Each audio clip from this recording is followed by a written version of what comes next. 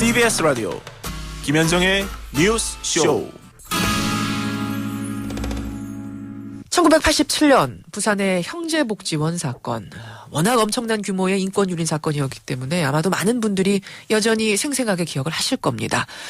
사건의 요지는 이랬습니다. 1975년 만들어진 이 형제복지원은 3천여 명을 수용하는 국내 최대의 불황인 수용시설이었는데요. 우연히 한 검사가 산중턱을 지나다가 감금된 수용자들을 목격하면서 수사가 시작이 됐고요. 수사 결과 수용자들에 대한 폭력은 물론이고 성폭행, 심지어 사망자도 513명이나 됐다는 사실이 드러난 겁니다. 하지만 이 사건은 철저한 진상규명이 되지 않은 채 관계자들에 대한 가벼운 처벌만으로 마무리가 됐고요. 출소 후에 이 원장은 다시 복지기관을 만들어서 지금 복지 재벌로 살아가고 있다. 이런 얘기가 들립니다. 피해 생존자들이 지난 12월 말에 국가를 상대로 진상조사, 손해배상을 요구하고 나섰는데요. 지난 주말에 특히 TV 다큐멘터리에 방영이 되면서 여론이 들끓고 있습니다. 형제복지원에 끝나지 않은 이야기 오늘 이 시간 짚어보죠. 먼저 형제복지원 피해 생존자 대표세요. 한종선 씨 연결이 돼 있습니다. 한 대표 안녕하세요. 네, 안녕하세요. 한종선 씨께서는 언제부터 언제까지 이 형제복지원에 계셨던 겁니까? 1984년부터 1987년 9살에 들어가서 12살 때까지 있었죠. 9살이요? 예. 어쩌다가 그 9살 어린아이가 불황자 수용소에 수용이 됐습니까? 네, 그 당시에 이제 저 같은 경우에는 그 한부모 가정이었죠. 어머니가 안 계셔가지고. 예. 그래가지고 이제 아버지가 그 파출소에 저희를 이제 작은 누나와 인계를 한 건데 그 당시에 이제 저쪽 그 시설에 가면은 좋은 곳 있고 그리고 국가가 지원해주는 그런 시설이 있다. 혼자서 그렇게 키우는 것보다 애들 그렇게 맡기는 게 낫지 않냐. 그러니까 그 당시 아버지가 어렵게 형제들을 키워가고 있었는데 저쪽 시설에 가면 아이들 잘 돌봐줄 거고 국가가 그것도 지원하는 시설이다. 이렇게 설득을 해서 거기까지 가시게 된 거군요. 예. 가보니 한종선 씨처럼 나이 어린 사람들이 거기에 많았습니까? 대략 한 100명 정도 있었던 것 같아요. 9살, 10살 이런 어린아이들이. 네, 그렇죠. 네. 자, 도대체 형제복지원에서는 무슨 일이 있었던 건가? 이게 이제 가장 궁금한 건데 우리가 뭐 대충 기억은 하고 있습니다만 한종선 씨가 기억하는 그곳의 모습, 가장 기억이 나는 어떤 장면들이 있다면요? 그곳에서 이제 장면이라면 그 안에서 일단 먹을 게 너무 없어요. 뭐 진해나 그리고 솔방울, 솔잎, 그냥 이제 꽃처럼 열리는 거 있지 않습니까? 예. 그런 건 대부분 다 따먹습니다. 먹을 게 없어서?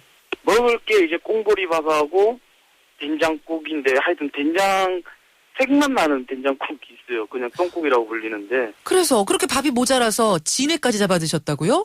네, 진해까지 먹어봤습니다, 저는. 다른 형들 같은 경우는 이제 제가 그때 대청소를 하다가 매트리스 쌓인 데 보면은 축축하지 않습니까? 예. 그걸 싹 끄집어냈는데 그 안에 털도 안 난 생쥐들이 있었어요. 생쥐, 예. 그때 있던 형이 이건 보약이라면서 먹는 거예요. 생쥐를 잡아서 먹기까지 했어요. 네. 그렇군요. 그렇게 배고팠던 기억이 있고 배고팠던 것보다 더 심한 것은 이제 어떤 폭력이 있었다는 건데 어떤 그렇죠. 것들을 듣고 보셨습니까? 그 폭력은 일단 기본적으로 성폭행 같은 경우에는 진짜 너무 비일비재해가지고. 성폭행이 비일비재했다고요? 그렇죠. 누가 누구를 성폭행을 합니까? 그 힘센 그 형들이나 경비들이나 조장들 이런 사람들이 있죠. 소대장들하고. 예. 그런 사람들이 이제 나이 어린 아이들 상대로 많이 했었죠. 그러니까 소대장, 중대장이라고 불리는 관리자들이 또 나이 어린 아이들을 성폭행을 했어요. 그러니까 9살 기준의 그 아동들 힘 못 쓰는 애들이 있어요. 그런데 얼굴은 이쁘장하고 귀엽게 생긴 애들이 있고. 그런 아이들을 성폭행을 했어요? 그렇죠. 그런데 그 당시에는 제가 당했을 때만 하더라도 그게 성폭행이 뭔지도 몰랐지 모르죠. 않습니까? 그 나이에 뭘 합니까? 네. 막 두들겨 맞고 반쯤 죽는다는 건 아니까 반항을 하면 예. 그냥 당해도 어쩔 수 없이 그냥 당할 수밖에 없는 거죠. 그게 이제 와서 보니 성폭행이었구나. 그렇죠. 그렇군요.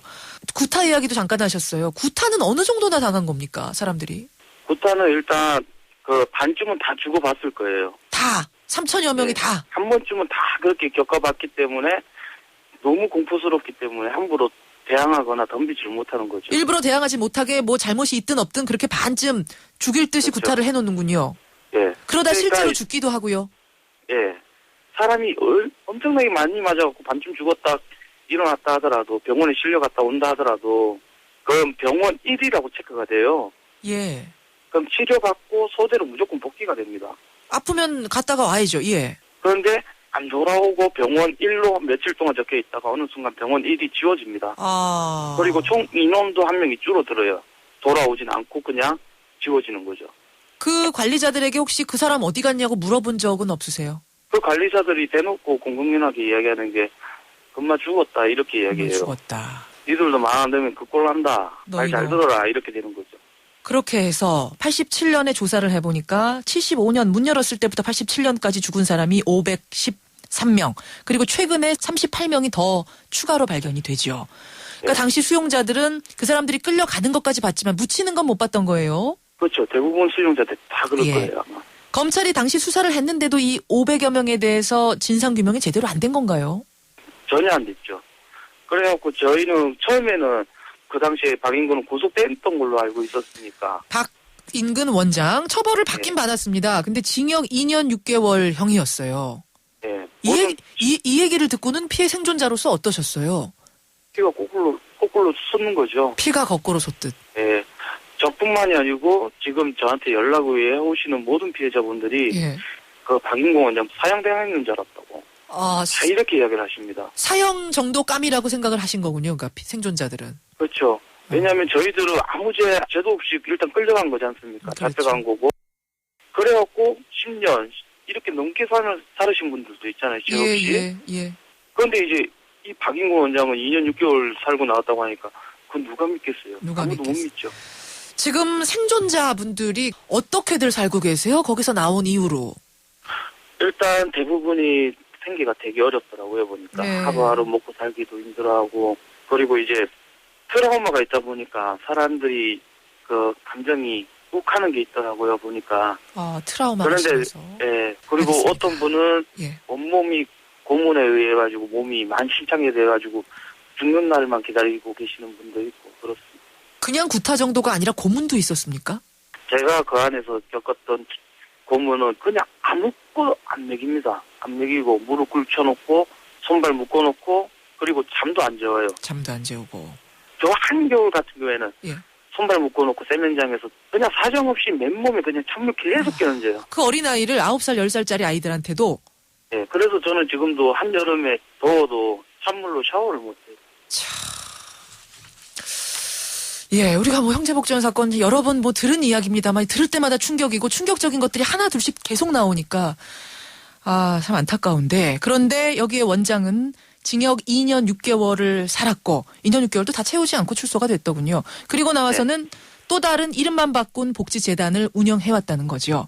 네네. 예, 알겠습니다. 이 사건 어떻게 전개가 되는지 우리 관심 가지고 지켜보겠습니다. 오늘 고맙습니다. 네, 감사합니다. 피해 생존자 대표 한종선 씨를 먼저 만나봤습니다. 그러니까 이 생존자들이 모여서 대책위 꾸리고 재진상규명 해달라 요청을 하면서 이 문제가 이슈화가 된 건데요. 지금 들으시면서 많은 분들이 의아하셨을 거예요. 대체 이런 규모의 사상 최대 규모의 인권유린 사건인데 어떻게 그 가해자 원장은 고작 2년 6개월형 받았을까? 자, 법률 전문가 얘기 듣겠습니다. 형제복지원 사건 대책위 집행위원장 맡은 조영선 변호사 연결이 되어 있습니다.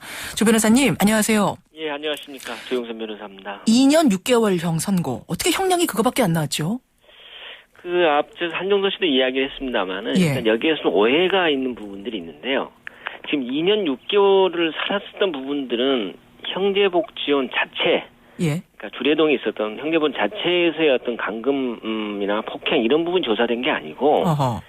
울주 장업장이라고 해서 당시 지금 울산이죠. 울산에서 그 운전면허 시험장을 만든다는 명목으로 170여 명이 그쪽으로 옮겨갔습니다. 본인의 운전 면허 시험장 차리는데 거기다가 예. 이제 그 예. 수용자들 데려다가 일 시켰죠. 예. 시켜서 거기에서의 감금 폭행, 감금이 이제 문제가 되었었던 것이고 예. 다시 말해서 주례동에 있었던 형제복지원 근간에 3천여 명이 있었던 시설에 대한 문제는 아니었던 거죠. 아예 그건 그냥 덮은 채 지나간 전혀, 겁니까?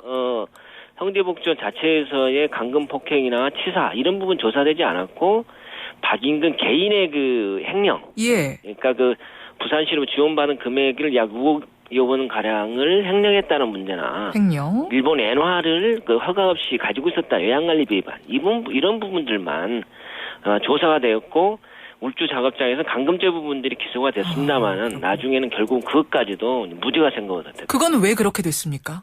그 감금죄 부분들에 대해서는 당시에 그 내부 훈령에 의해서 폭행 이렇게 구금을 가능했었다라고 하는 부분이었었는데 그게 처음에는 대구 고등법원에서는 그게 유죄다. 예. 다가 다시 대법원에 가서 이거는 정당행위다. 정당행위다. 법에 그렇게 돼 있으니까 구금할 수 있다. 예, 구금할 수 있다. 이렇게 돼서 무죄됐다. 다시 대구 고등법원 가서 다시 이건 아니다. 예. 유죄로 했다가 다시 대법원 가서 무죄가 유죄 세 번에 걸쳐서 해서 결국은 최종적으로는 김영재 재판관이 있었을 때 네.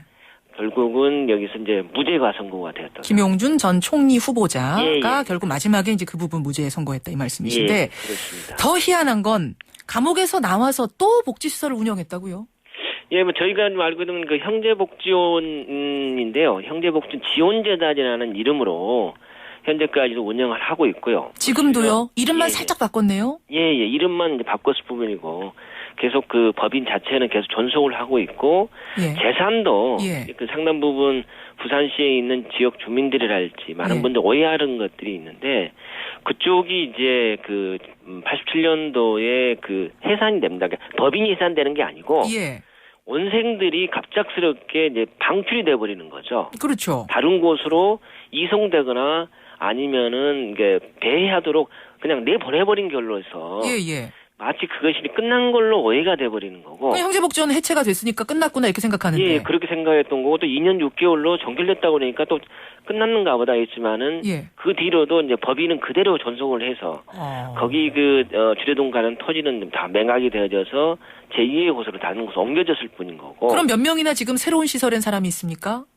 지금 현재 부분도 그것까지 저희가 아직 확인이 안 돼. 그래요. 신로한병원, 요양병원 등을 운영하고 있는 걸로 저희가 알고 있습니다. 잘 삽니까? 예. 잘 살고 있습니까? 그래서 그거는 뭐 지금 재산도 그 최근에 어떤 언론 보도에 나와 있는 것처럼 부산저축은행 사태 있지 않습니까? 예. 부산저축은행에서의 가족, 그러니까 복지지원재단 이름으로 또 본인 이름으로 또 사위 이름으로 이런 뭐 무담보로 약 400억 가량을 대출받은 걸로 해서 좀 기소가 된 걸로 저희들은 알고 있습니다. 자, 지금 이제 이 사건 그 당시 진상규명도 안 되고 그냥 어영부영 넘어갔다는 사실이 알려지면서 여론이 들끓고 있는데요. 다시 형사소송 거는 것도 가능한가요? 사실 뭐 그거는 과거에 그 전두환 노태우 그런 거 마찬가지 문제가 말씀드릴 수 있겠는데 현재로서는 아마 그 공소시효 때문에 현실은 불가능하겠죠. 불가능하고. 다만 본인이 예. 이러한 과거의 어떤 잘못이나 예. 이런 것들에 대해서 피해자들과 그리고 사회와 국가에 대해서 사죄를 하고 예.